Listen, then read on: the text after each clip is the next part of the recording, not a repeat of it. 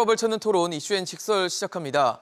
9월 FOMC 충격이 상당히 매섭습니다. 원달러 환율이 글로벌 금융위기 수준으로 올랐고 코스피는 2달 만에 2,300선 아래로 후퇴했습니다. 미 연준이 4회 연속 자이언트 스텝을 밟을 것이란 전망도 나오고 있어서 앞으로의 상황도 녹록지 않습니다. 공포감이 커져 있는 금융시장 상황 지금부터 짚어보도록 하겠습니다.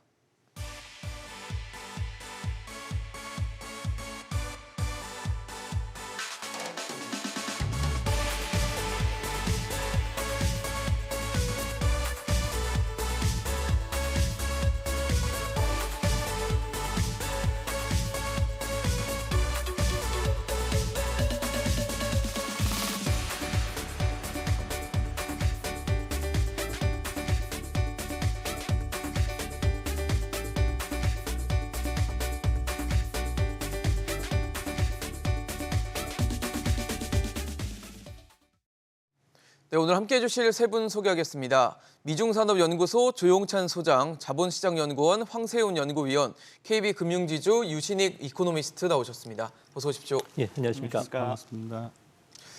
네, 9월 FOMC의 여파가 계속되고 있는 것 같습니다. FOMC 회의가 끝난 지도 며칠 지났지만 원달러 환율은 계속 상승하더니 또다시 연고점을 경신하기도 했습니다. 아무래도 계속적인 상승 배경은 역시 강달러 기조에 있겠지만 최근의 상승은 좀 다른 이유가 있지 않을까 싶은데 배경 어디 있을까요? 아무래도 유로화가 8월 달에 1달러에 그 1유로가 깨졌거든요. 그 당시에는 패닉 사항이 없었는데 이번은 유독 그 파운드화가 1달러에 1.03 파운드까지 이제 떨어지는 상황이 되니까 갑자기 패닉 사항이 빠진 것은 아무래도 현재 그 지난주서부터 각국 중앙은행들이 긴축 정책에 본격적으로 진입한 상황이고요. 투자자들 같은 경우에도 고물가 그리고 고금리 상황이 당분간 지속이 될 수밖에 없다고 보고 있고 네. 이런 움직임이 당분간 지속이 될 것으로 예상을 하고 있기 때문에 그런데요. 이제 문제는 환율 변동과 관련해서는 주요 영향을 끼치는 미국의 2년물 국채 수익률 같은 경우에 네. 기준금리가 되는데 현재 4.33%까지 급등을 했다는 겁니다. 네. 이 때문에 금리차 확대로 인해서 달러 인덱스가 2000년 이후에 가장 높은 114선까지 돌파를 했는데요. 이렇게 되다 보니까 지구 최강의 통화인 달러에 대해서 누가 더 약세 통화인지를 보여주는 경쟁이 벌어졌다는 겁니다. 파운드뿐만 아니라 유로화 여기에 엔화까지도 경쟁이 되면서 원화 자체 이번 상단을 예측하는 것 자체가 무의미해졌다는 점에서 각국에서 있는 외환 전문가들의 손존매 물량이 최근 들어와서 급격히 늘고 있다는 것도 환율 약세의 주요 원인이 된 것은 아닌가 보여집니다. 근데 이런 상황들이 당분간 좀 해소되기는 어려울 것이다 이런 예상이 나오니까 원화 약세는 당분간 우리가 감안을 할 수밖에 없고 강달러도 당연히 같이 가져갈 수밖에 없을 수밖에 없을 거다 얘기가 나오거든요. 어떻게 보세요? 일단 달러 강세 기준 계속해서 이어질 가능성이 높다고 봐야 될 것 같고요. 물론 급등세는 이제 곧 진정되지 않을까 이렇게 예상해 볼 수가 있습니다. 지금 급등세가 나타나고 있는 가장 중요한 이유를 살펴보면 아무래도 지금 새로운 정보들이 가격에 반영되는 기간이 될 수밖에 없는 거거든요. 예. 지난주 FOMC에서 0.75% 기준금리를 올렸지만 이건 이미 다 가격에 반영되어 있었던 거고요. 새로운 정보가 나왔죠. 0.75%가 이제 마지막일 거라고 사실은 시장에서는 기대가 컸는데 아니다. 우리는 0.75 한 번 더 할 수 있다. 그리고 그 가능성이 지금 상당히 높게 예측이 나오고 있었단 말이에요. 그리고 점도표에서 기준금리의 상단을 올려버리는 조치를 취했잖아요. 맞습니다. 따라서 이러한 새로운 정보, 연준의 긴축 스탠스가 시장이 기대했던 것보다 훨씬 더 강하게 그리고 장기간 유지될 수 있다라는 우려들이 굉장히 강하게 부각이 되었고요. 이러한 정보들이 가격에 반영되는 과정에 있다고 평가해 볼 수가 있습니다. 예. 그렇기 때문에 이렇게 환율 급등 현상이 나타나는 거고요. 네네. 저는 개인적으로 파운드화의 폭락은 그렇게 크게 영향을 특히 원달러 환율에는 그렇게 크게 영향을 미치기 어려운 사안이라고 봅니다. 어차피 이쪽은 우리나라 물론 이제 국제금융시장에서는 중요한 플레이어인 것은 사실입니다만 예. 원화와 파운드화의 동조 관계는 사실상 굉장히 약하고요. 그다음에 파운드화가 이제 떨어질 수밖에 없었던 거는 영국 정부의 감세 정책이 발표된 거잖아요. 네네. 이런 것들이 우리나라의 그 경제 펀더멘탈에 미치는 영향이 그렇게 크기는 어렵기 때문에 물론 이제 우리나라 원달러 환율이 상승하니까 이게 파운드화에 영향을 받은 것이 아니냐라는 해석이 일부 나오고는 있는 것 같습니다만 네네. 직접적인 연관관계는 오히려 그렇게 뚜렷하지 않다라고 개인적으로는 평가를 하고요. 예.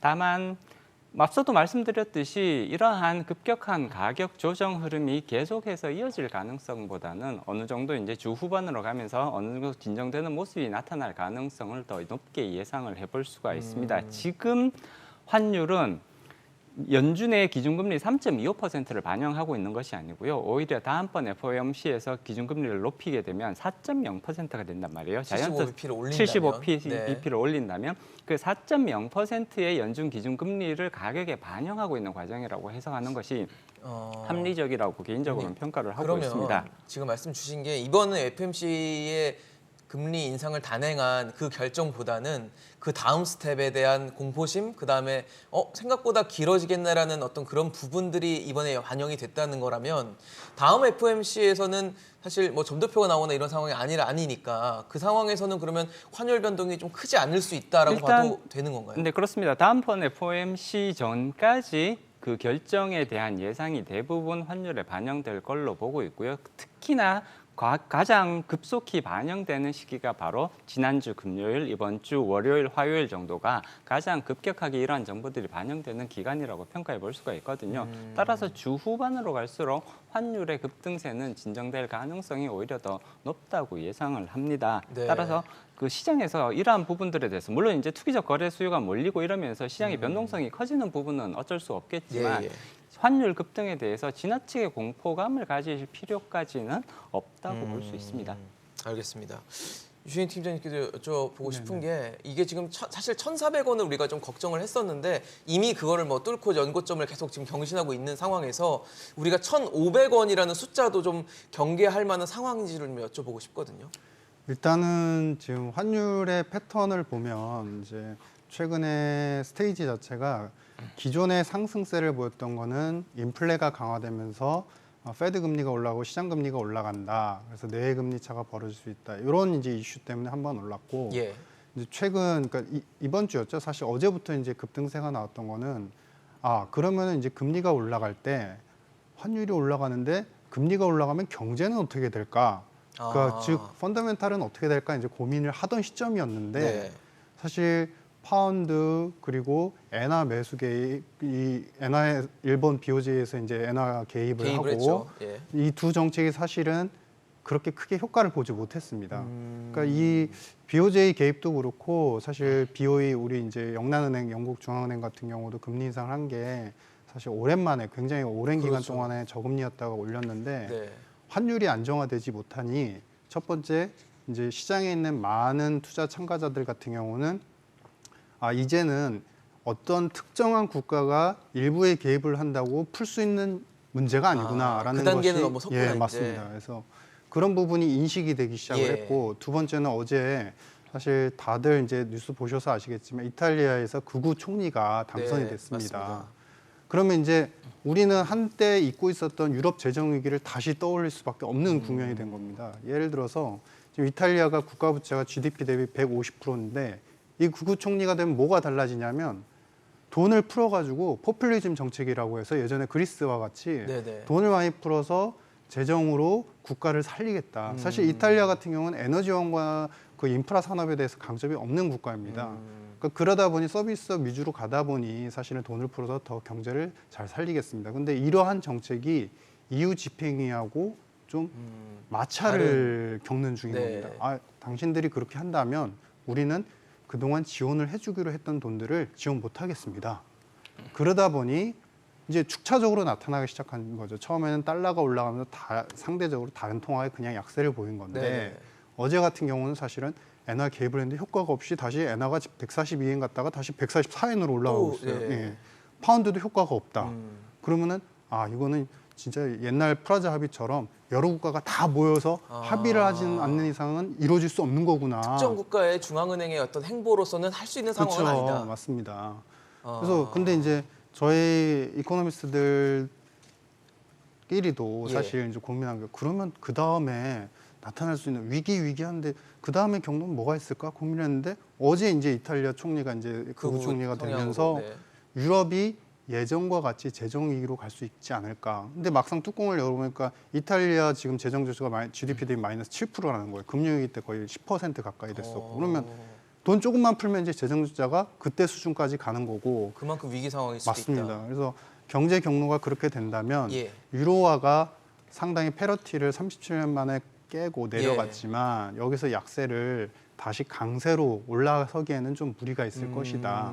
그러면 이제 그러한 상황에서 사람들은 패닉을 갖게 되고, 즉 여기서 이제 우리가 소위 과거에 금융위기를 겪었던 분들은 그런 생각을 할 수 있겠죠. 시스템 리스크. 그러니까 어느 한쪽이 돈을 못 갚아서 예. 이쪽이 못 갚으니까 나도 못 갚고 이쪽도 못 갚고 연쇄적으로 무너지는. 돈을 못 갚는 그런 예. 사건이 있을 수도 있다라는 불안감이 반영이 된 거다. 그래서 적어도 지금은 중요한 포인트에 와 있고 투 스테이지라서 사실은 환율이 큰 폭으로 이미 올랐기 때문에 오른 속도는 좀 제거가 될 수 있겠지만 예. 그렇다고 전 세계 중앙은행들이 동시적인 합의를 이루지 않는 이상은 또 급락하기도 힘든 상황이 돼버렸다. 그래서 현 수준에서의 어떤 횡보 혹은 완만한 상승세가 예상이 된다. 뭐 이렇게 보이고 있습니다. 지금 뭐 말씀을 주셨던 것처럼 일본도 그렇고 중국도 그렇고 외환시장에 개입을 했는데 가치를 절상시키는 효과를 많이 거두지 못했어요. 그러다 보니까 뭐 블룸버그 통신에서는 이런 것들이 이제 아시아 금융위기로 닥칠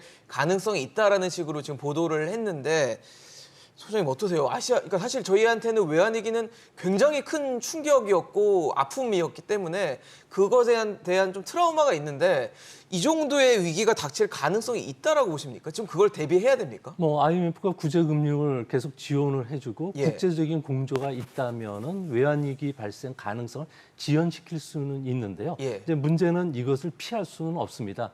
뭐 국제 자금 흐름의 가장 중심지는 뉴욕 외환거래소가 아니고요, 런던 외환거래소인데요. 네. 여기에서는 고정으로 파운드화를 가지고 신흥국이라든지 해외 투자들을 많이 하는데 이쪽에서 벌써 그 스탑로스 손절매 물량이 출회되고 있다는 건 하나의 그 신호가 되고 있는데요. 이같이 국제 금융시장이 지금 요동을 치는 기후 중에 하나가 세계는 10년 단위로 신용 사이클이 존재하기 때문에 그렇습니다. 국제 투자은행들 같은 경우에는 리스크온 그리고 레버리지, 리스크 오프, 재무 긴축이라는 이 네 가지 단계를 항상 순환하는데 국제 투자은행 같은 경우는 전 세계에 있는 자금을 모아서 자신들의 상품을 판매하고 이것을 그 세계 각국의 돈을 배분해주는 역할을 해주는데 국제 투자은행들이 현재 경기 침체 국면에 지금 빠져들고 있기 때문에 아무래도 대손 충당금을 좀 쌓으려는 움직임이 있고요. 네. 또 최근 들어서 골드만이라든지 모건 스탠리 같은 경우에는 그 인력 구조 조정도 지금 하고 있는 것도 이런 신호를 보여줍니다. 현재 미국이 이제 침체 국면에 들어가면서 레버리지 단계에서 이제 그 리스크 오프 국면으로 들어가는 단계가 되는데요. 시간이 지날수록 국제 투자은행들의 대출과 관련해서 기준이 아주 깐깐해지기 때문에 앞으로 많은 신흥 기업들 그리고 경상수지 적자 기업 나라들 같은 경우에는 상당한 그 디폴트들이 일어나지 않을까 보여집니다. 국제 금융시장이 이번 사이클에 상당히 주목하는 것은 신용 사이클이 이제 악화되는 초입에 문제는 재고 조정과 관련된 세계 사이클이 30개월 정도를 가지고 움직이는데 이 사이클이 가장 나쁜 시기에 지금 들어가고 있고요. 또 금융정책 사이클은 5년 단위로 움직이는데 이것도 나쁜 사이클에 들어가고 있다는 겁니다. 이런 상황 속에서 경제 구조도 50년에서 한 60년 단위로 바뀌는데 네. 현재 저물가 그리고 고성장의 그 단계에서 고물가 그리고 고금리 단계로 예. 계속 진행이 되고 있는 나빠지는 상황 속에서 세 가지가 한꺼번에 데드크로스가 일어나고 있다는 겁니다. 이렇게 됐을 경우에 과연 과거에는 어땠느냐? 1980년대 미국의 SNL이라고 하는 그 저축은행이 파산을 했는데 이 때문에 대형 그 투자은행들이 파산을 했었고요. 또 2000년 닷컴 버블도 그랬었고요. 2008년 리먼 쇼크 같은 경우에도 이런 상황에서 발생을 했기 때문에 국제 투자은행들 같은 경우는 현재 상황은 박빙렬이라고 그러죠. 봄철에 살얼음을 걷듯이 상당히 위험스러운 상황으로 보고 있기 때문에 신흥국과 관련된 위험은 언제든지 닥칠 수는 있다고 보여집니다. 위기 가능성도 있다라고 보시는 거네요.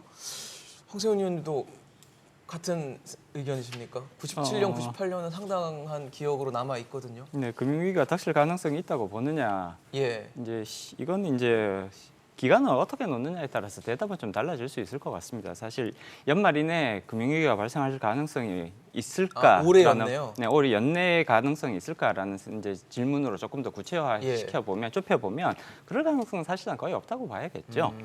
지금 블룸버그 통신 같은 데서는 N달러 환율이 150엔을 초과를 하면 일본에 외환 위기가 올 수 있다라고 보도가 나오고 있습니다. 네. 만 개인적으로는 여기에 동의하기는 사실 상당히 어렵습니다. 150엔 도달한다고 하더라도 네. 일본 경제가 외환 위기에 빠질 가능성은 저는 사실상 거의 없다고 보거든요. 그래요? 물론 더 많이 올라가게 된다면 예.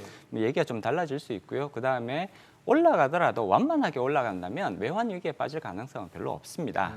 항상 속도가 문제인 거거든요. 예. 급격하게 미친 듯이 환율이 치고 올라갈 때 거기서 기업들이 거기에 대한 대응을 제대로 할 시간을 벌지 못하고 그 과정에서 기업들의 부도가 발생하면서 이게 시스템 위기로 이제 확대되어 가는 거거든요. 근데 현재 상황에서 그럴 가능성은 상대적으로 좀 낮아 보인다라는 부분이고요.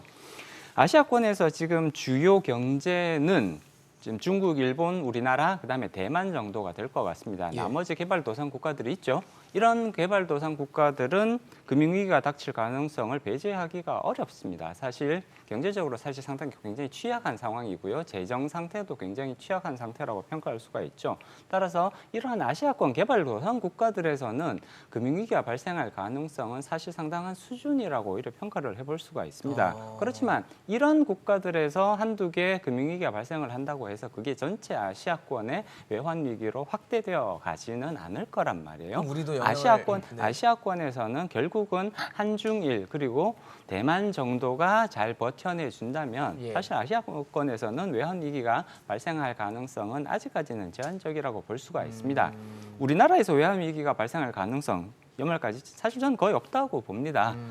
지금 최근 들어서 환율이 급등하고 있고 네네. 국내에서도 무역 수지가 몇 달 적자를, 연속 적자를 예. 계속 지금 기록을 하고 있죠.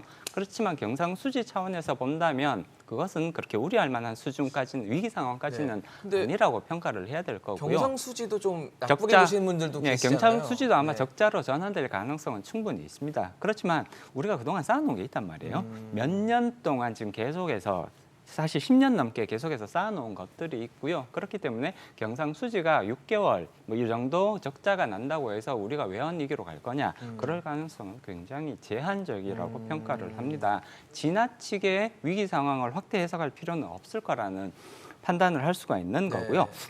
일본과 중국 같은 경우에는 물론 지금 사정이 굉장히 안 좋은 것은 일본이라고 볼 수가 있죠. 국가 부채 굉장히 높은 수준이고 그렇죠. 사실 일본의 환율 상승 그러니까 일본의 엔화 가치 하락은 우리나라 원화 가치 하락 폭보다 훨씬 더 큽니다.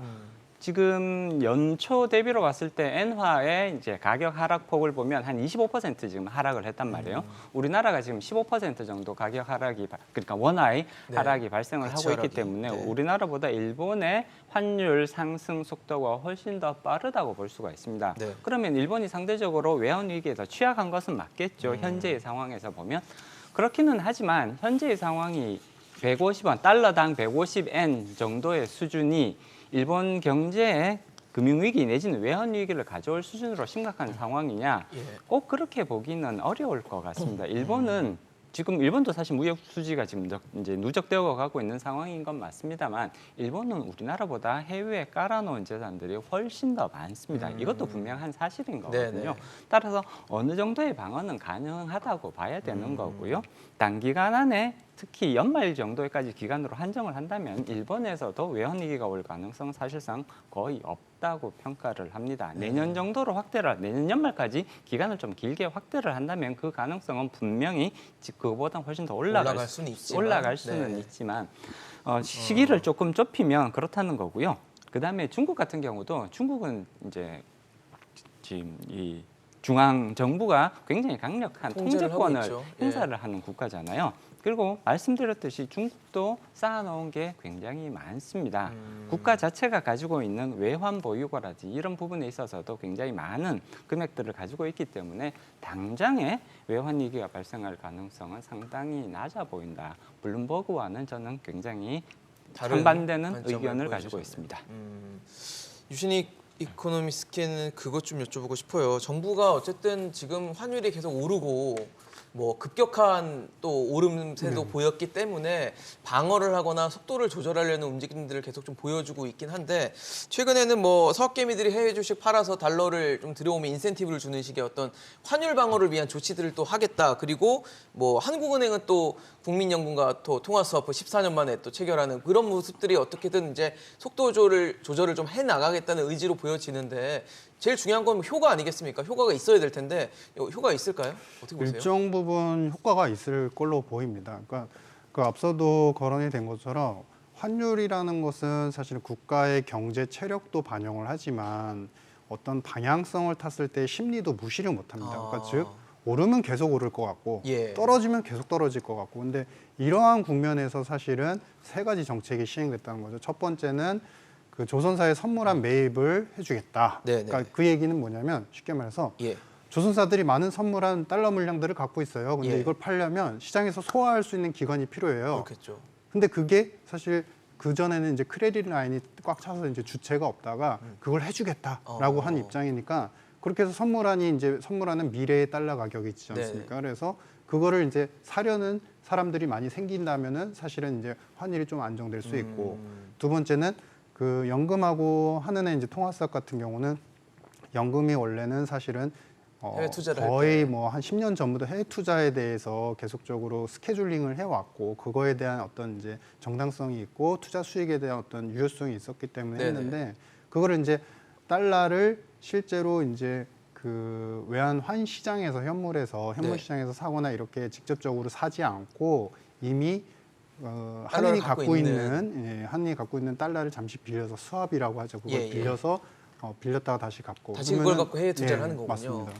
그리고 이제 세 번째는 이 부분은 이제 달러를 가져왔을 때 인센티브를 개인들한테 네. 준다. 이거는 조금 효과가 좀 미진하지 않을까 생각을 그래요? 하고 있습니다. 세 번째 거는요. 왜냐하면 이제 규모의 부분도 있고 두 번째 속도의 부분도 있는데 첫 번째와 두 번째 우리 통화수합이나 선물한 매입 같은 경우는 계획적으로 어떤 특정한 지금 이제 1,420원이라 예상을 하면 1,420원대에서 대규모로 어떤 개입을 하거나 어떤 정책을 실행을 했을 때 네네. 속도와 규모 면에서 이제 눌리게 되면 그 효과가 어느 정도 이제 물리적인 현상으로 어떤 이제 눌림이 강하게 나타날 수 있고 네. 근데 반대로 이제 달러를 개인들로 하여금 이제 가져오면 인센티브를 하는 것들은 사실은 좀 개인들마다 다 니즈가 다르기 때문에 어떤 분들은 이때 가져오고 어떤 분들은 한 달 있다가 그거를 가져오고 이렇게 그렇겠죠. 되면 사실은 이 어떤 계획적인 실행이 안 되기 때문에 내려가는데 좀 의미는 좀 없을 수 있다. 근데 이제 저는 우려하는 부분은 그겁니다. 이 세 가지 정책을 하는 것은 상당히 좋다. 그리고 시장의 어떤 안정화 의지를 피력하는 것도 좋다. 예. 근데 이제 관건은 그겁니다. 일본이 개입을 하고서 물론 끝난 건 아니지만 그러고 나서 환율이 다시 원상 복귀가 됐습니다. 그러면 네. 우리도 이 정책을 시행한 다음에 어떻게 할 것이냐. 의지는 피력해 주는데 만약에 이렇게 투기 세력이 오르는 것에 배팅하는 투기 세력이 있다고 한다면 네. 이 카드 다 썼습니다. 국가에서 나라에서 중앙은행에서 다 썼습니다. 그러면 그다음에 또 열심히 또 이제 자기의 포지션에 맞게 투기 행태를 할 거거든요. 네. 그래서 그때는 무슨 카드를 꺼낼 수 있을 그렇죠, 것인가. 맞습니다. 그래서 이거는 어떤 특정한 항목 위주로 정책이 시행되기보다는 어떤 그 프레임워크, 그러니까 우리는 이것을 하기 위해서 환율을 안정하기 위해서 여러 가지 방편이 있는데 이 중에 지금 당장 고안한 것은 이것이고 그리고 추후에도 이것을 할 수 있다라는 어떤 제스처나 액션들, 구두적인 부분들을 계속 암시적으로 줄 때 네. 그나마 우리나라 원화에 대한 가치 안정을 조금은 도모할 수 있지 않을까 이렇게 판단하고 있습니다. 그러면 일정 부분 뭐 당장 그 카드를 꺼내진 않더라도 이제 우리 주머니에 정부가 우리 주머니에 아직 남은 카드가 있어라는 그렇죠, 맞습니다. 인상을 심리를 좀 주는 게 중요하다는 맞습니다. 말씀이시네요. 예, 맞습니다. 근데 여기에 대해서 제가 네. 조금 반론을 제기를 해야 되는데요. 이번 조치가 나왔던 배경에는 아무래도 우리나라 같은 경우는 무역 수지 적자가 올해 들어서 290억 달러까지 늘어났고요. 네. 또 한미 간의 금리차 역전 현상 때문에 아무래도 상당한 그 원화 절하 압력을 좀 받고 있는 상황입니다. 그렇죠. 근데 이런 상황에 있어서 우리나라의 그 무역 의존도 같은 경우에는 예. 무려 75% 정도 되면서 세계 2위 규모인데요. 아무래도 이러다 보니까 GDP 대비해서 안전판 역할을 해주는 외환 보유액 같은 경우에도 27%밖에 안 됩니다. 뭐 홍콩 같은 경우에는 129%, 대만은 91%에 비교하면 상당히 안 좋은데 문제는 우리나라의 단기 대외 채무 같은 경우에는 비율이 무려 41.9%까지 올라갔다는 겁니다. 과거 10년 평균을 보면 30선 미만에서 떨어졌는데 이게 왜 갑자기 올라갔는고 하니 서학개미들의 해외 주식이나 채권을 매입하면서 은행들 같은 경우에 해외 은행으로부터 달러 자금을 단기적으로 빌려왔는데 상반기에만 무려 191억 달러 정도가 됐다는 겁니다. 이 때문에 정부가 서둘러서 해외에 나갔던 자금들을 환류시켰을 경우에는 세금 혜택을 준다고 하는데 지금 서학개미들 같은 경우에는 애플이나 테슬라에 투자하는 거는 주가가 상승할 걸 기대하기보다는 원화 가치가 올해 들어서 20% 넘게 하락을 했는데 앞으로도 슈퍼 달러가 계속 되는 상황이기 때문에 이런 효과는 그렇게 크지는 않지 않을까 보여집니다. 결국 한국은행이라고 하더라도 FRB의 정책 그리고 시장의 그 대응에서 원화 가치를 다시 절상 흐름으로 돌린다는 거는 조금 생각을 좀 달리 해봐야 되지 않나 이렇게 보여집니다. 황재원 의원님은 어떠세요? 이게 네. 효과가 있을까요? 일단 단기적인 속도 조절 차원에서는 효과가 있을 거라고 평가를 합니다. 네, 뼈가 있으신데요. 네, 아무래도- 단기적으로라고 네, 표현을 네, 쓰셨으니까. 단기적인 이건 네. 이제 수급에 영향을 미치겠다는 거잖아요. 근데 환율도 주식이랑 비슷한 특성을 가지고 있습니다. 경제의 펀더멘탈을 반영하는 것이 환율이라고 볼 수가 있는 거거든요. 따라서 국민은행의 해외 투자 자금을 한국은행에서 스왑으로 바꾼다. 그럼 이것이 과연 우리나라의 경제 펀더멘탈을 바꿀 수 있는 요소일까요? 그렇게 평가하기는 어렵습니다. 그렇기 때문에 이러한 조치들은 속도 조절을 위한 그 순간적인 수급에 네. 있어서의 압력 요소를 완화를 하면서 해소를 하면서 속도 조절을 할 수 있는 데는 분명히 도움이 될 겁니다. 그렇기는 하지만 이게 레벨 자체를 예를 들어 1,450원 또는 1,500원 정도까지 갈 수밖에 없는 그런 이제 경제 구조, 경제 상황이라고 가정을 하면 이러한 상황 자체를 바꿀 수 있는 거냐? 그렇지는 않다는 거죠. 따라서 이런 정부 정책의 역할이 가지고 있는 장점과 단점, 한계를 분명히 이해하고 인식하는 것은 반드시 필요하다고 볼 수가 있습니다. 지금 한국은행과 국민연금은 해외 투자를 많이 하죠. 그리고 그렇죠. 이런 해외 네. 투자에서 달러 수요가 발생을 합니다. 이런 달러 수요를 현물 시장에서 이렇게 쉽게 말하면 제외를 시킴으로써 상승 압력을 줄여보자라는 그런 그렇겠죠. 차원인 네. 거잖아요. 따라서 이런 부분들은 단기적인 속도 조절 내지는 상승 속도의 완화에 있어서는 분명히 도움이 될 가능성이 있습니다. 그렇지만 말씀드렸듯이 이런 것들이 결국 궁극적인 환율의 고점 형성에 있어서 고점을 낮추는 역할을 할 가능성은 상대적으로 제한적이라고 평가할 수밖에 없는 그럼 일종의 거고요. 시간 벌기용? 시간 정도가 되는 벌기용은 건가요? 충분히 가능합니다. 예. 그리고 사실 시간 벌기도 중요한 사안이라고 필요하죠. 볼 수가 네. 있습니다. 기업들이 이거 항상 속도가 중요하거든요. 예. 달러 환율이 너무 급격하게 오르게 되면 기업들이 순간적으로 지불해야 되는 비용들, 환율 대응 차원에서 지불해야 되는 비용들이 굉장히 커질 수가 있습니다. 이런 것들을 조절해 주는 것은 분명히 정책적 의미를 가진다고 평가할 수가 있는 거고요. 따라서 이러한 목적에서 이해를 해줄 필요성이 있다. 네. 다만 그 외국 서학개미들의 이제 세금 혜택과 같은 인센티브를 주는 방안 이게 실질적으로 환율 안정에 있어서 도움을 줄 가능성은 상당히 제한적이라고 평가할 수밖에 없죠. 달러 환율은 쉽게 말하면 도매 시장에서 보통 결정이 됩니다. 대규모 자금 거래, 대규모 외환 거래에서 환율이 주로 결정이 되고요. 이러한 쉽게 말하면 서학개미들의 이런 자금들은 어떻게 보면 소매 자금인 거잖아요. 작은 거래의 자금들 이런 것들이 물론 크게 모여서 한꺼번에 진행이 된다면 이게 모멘텀을 부여할 수가 있거든요. 네. 그렇지만 그런 방식으로 거래가 진행되는 경우 내지는 그렇게 진행될 거라고 기대하기는 사실상 어렵기 때문에 이러한 것들은 현실적으로 달러 환율의 안정에 있어서는 역할이 제한적일 수밖에 없다. 다만 정부가 이러한 조치들까지 다 고려를 해서 적극적으로 대응하고 추가적으로 필요하다면 더 적극적인 대응책도 꺼낼 수 있다라는 시그널을 준다라는 점에서는 긍정적으로 평가할 수 있습니다. 아마 말씀하신 것처럼 어느 정도 시간을 벌거나 속도를 좀 이제 빠른 속도를 좀 제어할 수 있는 역할을 할 수 있을 거라고 기대는 되는데 만약에 앞서 유신 팀장님 말씀 주신 것처럼 이번 조치가 효과를 보이지 못한다면 과연 정부는 그 다음 스텝에 뭘 할 수 있을 것인가가 굉장히 또 중요해지지 않을까 싶은 게 최근에 역외 차액걸 결제 선물환, 뭐 NDF라 부르는데 여기서 이제 이 차익을 환차익을 이용한 뭐 투기 세력들이 많이 들어올 수 있다라는 우려들, 이게 또 다시 환율을 또 자극할 수 있다는 우려들이 있어서 이런 어떤 방어책들은 지금 정부가 갖추고 있는 건지도 좀 궁금하거든요. 예전에 금융위기 때를 한번 떠올려 보면 예. 금융위기 때도 비슷한 현상이 있었습니다. 그러니까 환율이 계속 자고 나면 일어나고 올라가고 자고 네네. 나면 올라가고 그러다 보니까 이제 NDA 시장은 이제 거의 새벽에 거의 거래가 되는데 사실 싱가포르에서 거래 사실 몇 억 불 안 되는 거 가지고 달러를 갖다가 확 들어 올리는 거죠. 그러니까 뭐 2, 3원을 확 들어 올리고 그러면은 이제 2, 3원을 고려해서 스왑 포인트를 고려해서 아침에 우리나라 외환시장에서 형성되는 가격은 이미 올라 있고 그럼 불안하니까 이제 장중에 또 사람들이 사서 현물한 외환을 사다 보니까 또 오르고 자극하는군요. 그럼 새벽에 또 그거를 이용해서 심리적으로 몇 억 불 더 써서 이제 올리고 그러니까 작은 규모로 이제 작은 약간 이제 새벽에 열리는 선물 시장처럼 그 정규 시장이 아닌 장 외의 시장처럼 작은 금액 가지고도 이제 가격을 좀 올리거나 내릴 수 있다라는 부분들. 근데 이제 그 때문에 사실은 구체적으로 그 당시에 이제 ND 세력들과 그 부분에 대한 통제 그리고 가격이 우리 정규 시장에 반영되는 부분들을 어느 정도 절제하는 그런 방안들을 두 가지 차원으로 그때 시행했던 걸로 기억이 나는데 그래요?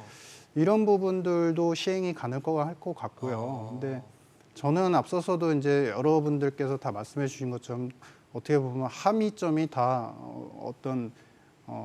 오르는데 속도는 조절할지언정 이게 추세를 바꾸긴 힘들다. 오른다는 것 자체를 막기는 좀 어려울 것이다. 이런 쪽으로 이제 다 이제 집중이 되고 하고 있고 그런데 그러게요. 저는 약간 역설적으로 그런 생각을 합니다. 지금 아까 블룸버그 통신에서 제2의 금융위기를 했지만 파운드는 어떨까? 파운드도 그 수준이나 레벨만 보면 외환 위기입니다. 이미 유로도 마찬가지입니다. 유로가 페리티가 거기다가 깨졌으니까요. 페로티 깨졌고 거기다가 이탈리아까지 연맹해서 굉장히 좀 내부 균열이 환경 생길 것 자체도, 같은 그런 좋지 부분들. 않은. 스위스는 어떨까? 스위스도 최저치. 호주 달러는 어떨까? 호주 달러도 최저치입니다. 맞아요. 그러면 뭐냐면 그 결자 해지라고 해서 저는 이 부분들을 우리가 이제 한국의 힘만으로는 사실은 힘들 수는 있겠으나 페드나 이제 미국 재무부하고의 다른 여러 가지 G7 국가들과의 어떤 컨센서스 합의점이 이루어져야 된다. 이렇게 달러가 올라가게 되면 사실은 많은 국가들 뭐 경상수지가 적자이거나 힘든 신흥국들뿐만 아니라 많은 국가들이 굉장히 대외 채무 달러로 발행되는 달러로 평가되는 이제 부채가 더 높아져서 그것을 감기 힘들게 되고 그게 또 역으로 달러를 더 올릴 수 있으니 서로 간에 합의가 필요하다. 그러니까 즉 이야기는 국제적으로 국가 간의 어떤 공조적인 그 컨센서스를 통해서 그 페드하고의 어떤 통화 수합을 대대적으로 추진을 하거나 이런 정책들도 필요하지 않나 이렇게 생각을 하고 있습니다. 그거는 혹시 제가 맞게 해석하는 건지 잘 모르겠는데 1985년 플라자 합의의 어떤 재현 이런 거를 말씀하시는 걸까요? 그렇죠. 근데 이제 그때 같은 경우는 미국이 명확했죠. 스탠스가. 플라자 합의 때는 나도 달러 강세 가는 게 싫어. 원하지 않았어. 제조업을 살려야 되니까 그런 입장인데 이번에는 그 스탠스는 잘 모르겠습니다. 그러니까 굳이 플라자 합의라고 하지 않더라도 통화 수업을 적극적으로 열심히 해주는 행태만 보여줘도 한 국가만이 아니라 네네. 그거를 여러 국가가 해주는 행태만 보여주더라도 사실은 이렇게 달러가 비정상적으로 오르고 그것이 결국에는 어떤 일부 국가들의 위기로 가는 것들은 막지 않을까 이렇게 생각을 하고 있습니다. 손님 어떠십니까? 지금 뭐 NDF 시장에서의 어떤 투기 세력들에 대한 질문을 드렸거든요. 일단 방어책은 있다고 봐야 되겠네요. 그래도. 네, 그렇습니다. 뭐 8월 달을 중심으로 해서 국제 투기 세력들의 움직임이 완전히 바뀌기 시작했는데요. 네. 이같이 보는 거는 아무래도 아시아 시장에서 원화나 위에나 그리고 홍콩 엔화도, 뭐 네. 달러 엔화 같은 경우에는 예. IT와 관련된 미국의 둥지 수요가 수요가 이제 감소하기 시작을 하면서 실제 그 아시아존에서 생산되는 IT 제품과 관련된 수출이 크게 급락하는 그런 상황이었습니다. 소위 말해서 재고 조정 과정에 지금 사이클에 들어가 있는데요. 예. 이런 상황 속에서 기업들에 대한 대출은 상당히 크게 늘어나 있고 여기에서 환율을 방어하기 위해서는 금리를 올려야 되는데 금리를 올렸을 경우에는 아무래도 중소기업뿐만 아니라 수출기업이 어려움에 처하게 되고요. 또 자산 버블도 터질 수 있고 환율 개입을 해야 되는데 환율 개입에 대해서는 미국이 국제 공조를 해칠 수가 있고 시장 질서에 위배되기 때문에 절대 불허를 하고 있습니다. 이런 상황 속에서 한미 간의 통화 스와프 협상도 난항을 겪는다는 이야기가 나오고 있었거든요. 이 시점에서 그 국제 외환 세력들 같은 경우는 NDF를 통해서 8월 달에만 무려 60억 달러 정도의 달러 순매입을 단행하면서 원화 같은 경우에도 1,300원에서 1,350원까지 단숨에 상승시켰고요. 엔화 같은 경우에도 1달러에 130엔에서 139엔까지 상승시켰고 또한 유로화 같은 경우에도 그 1페리티가 깨지는 그런 상황까지 네. 전개됐는데 네. 이런 상황을 해소되기 위해서는 아무래도 외환 시장의 방파제인 통화 스와프와 관련해서 그 상당히 늘려야 되는데 미국이 현재 이거와 관련해서 상당히 미온적이라는 측면에서 앞으로도 당분간 외환 시장의 그 투기 세력들에 의한 원화 그 공격은 당분간 지속되지 않을까 보여집니다. 네, 뭐 미국의 의중이 중요한데 최근에는 정말 용인하고 강달러를 볼 수밖에 없는 환경으로 좀 흘러가고 있다는 생각이 좀 들고 이런 상황 속에서 주식시장도 크게 흔들렸습니다. 아마 투자자들도 걱정도 많고 숫자를 보면서 이렇게 더 떨어지는 건가에 대한 근심도 좀 크실 거로 보이는데요. 코스피, 코스닥 모두 연저점을 경신했고 굉장히 큰 폭으로 또 떨어지는 모습까지 보이다 보니까 우리가 이제 코스피가 혹시 2000선마저 깨지는 거 아니냐 이런 걱정 혹은 뭐 2100선이 깨지는 거 아니냐 이런 우려들도 있는데 이거 어떻게 보십니까? 일단 2000선이 연내 무너질 가능성은 저는 굉장히 낮다고 개인적으로는 평가를 합니다. 앞서도 이제 비슷한 말씀을 드리긴 했었는데 네. 지금은 굉장히 큰 가격 조정이 격렬하게 발생할 수 있는 시기가 될 수밖에 없는 거거든요. 네. 시장에 새로운 정보들이 들어오고 있습니다. 연준의 스탠스가 생각했던 것보다 훨씬 더 길어질 수 있다. 뭐 이런 부분들이 시장에 새로운 정보로 유입되면서 거기에 대한 평가들이 가격에 대해서 반영되는 과정에 있을 수밖에 없는 거거든요. 그렇기는 하지만 일단 환율은 머지않아 이제 다시 또 이제 안정세로 접어들 가능성을 저는 개인적으로 더 높게 예상합니다. 이 얘기는 다시 코스피와 코스닥의 경우에 있어서도 하락세를 일단 진정하는 국면으로 접어들 가능성이 오히려 더 높다고 개인적으로는 예상을 합니다. 지금 고점 대비 코스피 많이 빠졌고요. 그렇죠. 예, 그리고 물론 이제 경기 침체에 대한 우려가 계속되고 있기 때문에 네. 이런 부분들이 코스피 시장과 코스닥 시장에 지속적으로 반영될 가능성은 충분하다고 볼 수가 있죠. 그렇기 때문에 하락은 가능하지만 하락하는 형태는 급격하게 떨어지는 하락 형태보다는 지금부터는 완만하게 이제 조정하는 그런 형태로 진행될 가능성이 오히려 더 높다고 예상해 볼 수가 있는 거고요. 근데 상방할 위로 갈 확률이나 위로 갈 재료들은 별로 없지 않습니까? 위로 볼 재료는 거의 없다고 볼 수가 있죠. 그렇기 때문에 조정 국면 또는 완만한 하락세가 이어질 가능성을 오히려 더 높게 예상을 해야 되는 거고요.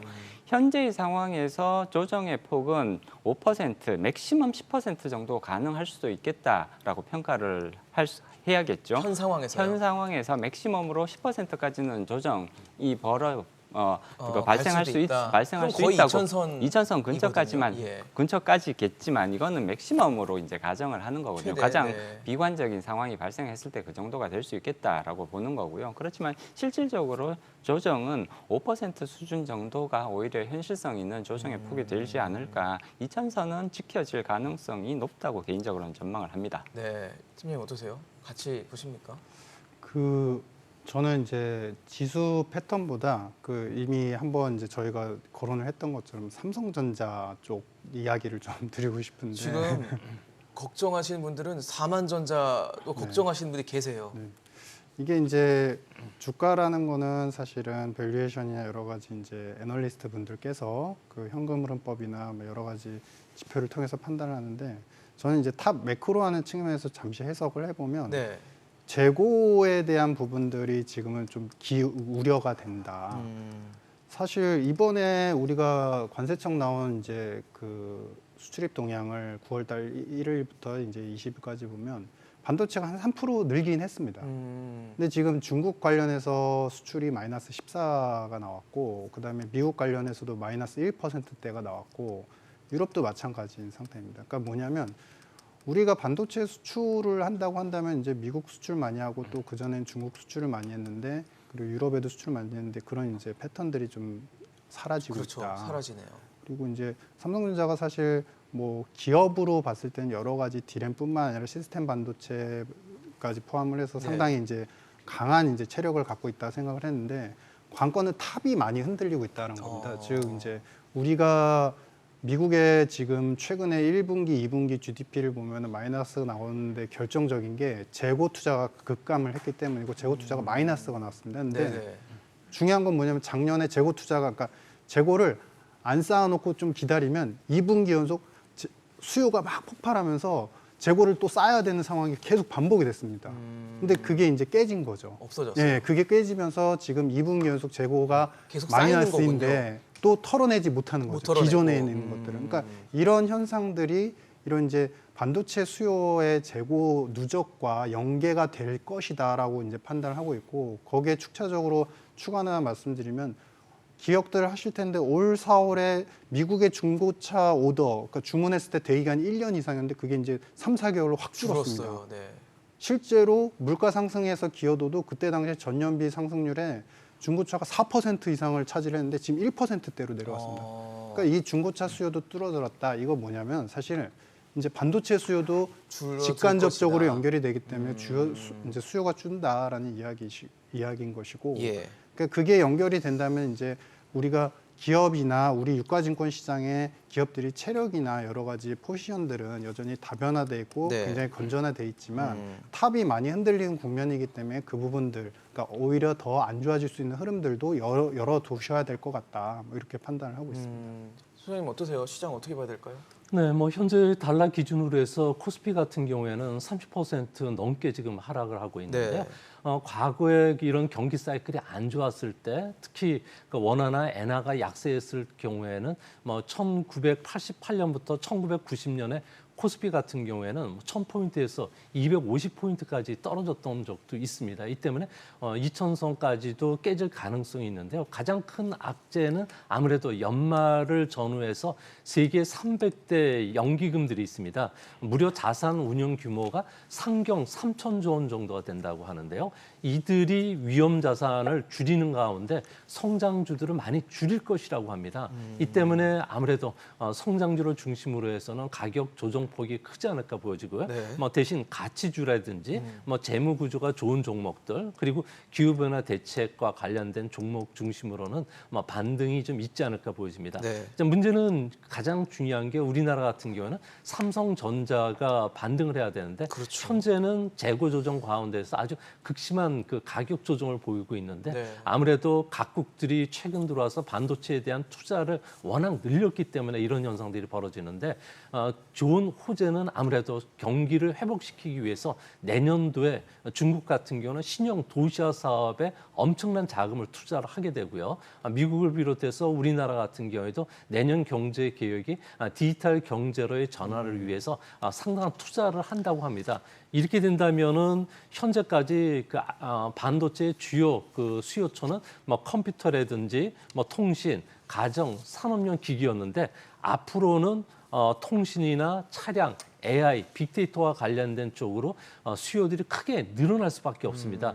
이렇게 된다면은 2025년을 전후해서는 반도체가 4년마다 한 번씩 상산이라든지 가격과 관련된 사이클이 있는데 이게 조금 더 앞당겨질 가능성이 크고요. 이렇게 되면은 아무래도 가장 큰 도움을 받는 것은 자율주행 자동차와 관련해서 2025년부터 레벨 2, 레벨 3, 레벨 4로 들어가고 2030년도에는 레벨 5까지 완전한 자율주행 시대에 도달하기 때문에 반도체와 관련된 수요들이 크게 늘어날 수 있다는 점에서 삼성전자와 관련해서 주가 조정을 준다든지 진짜 4만 전자로 들어간다면 투자 기회도 한번 우리한테 주지 않을까 생각을 하고 있습니다. 사실 최근에 뭐 이런 상황들, 작금의 상황들은 다 원달러 환율이 굉장히 많이 올랐고 그 원인이 되는 것 중 하나가 미국의 긴축 속도가 굉장히 빠르다는 것입니다.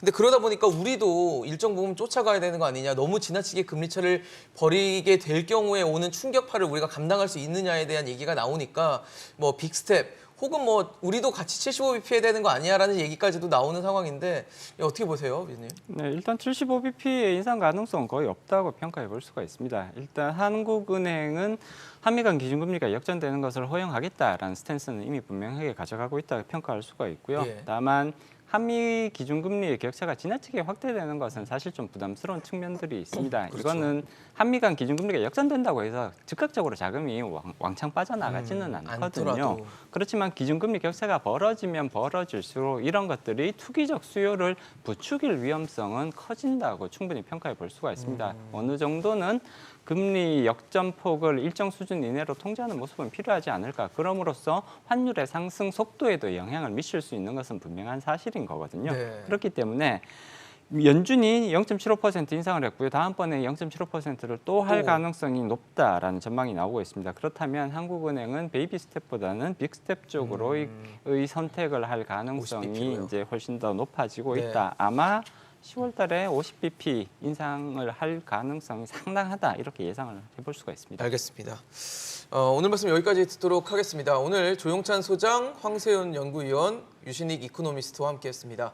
이슈앤 직설 오늘 준비한 소식 여기까지입니다. 지금까지 함께해 주신 여러분 고맙습니다.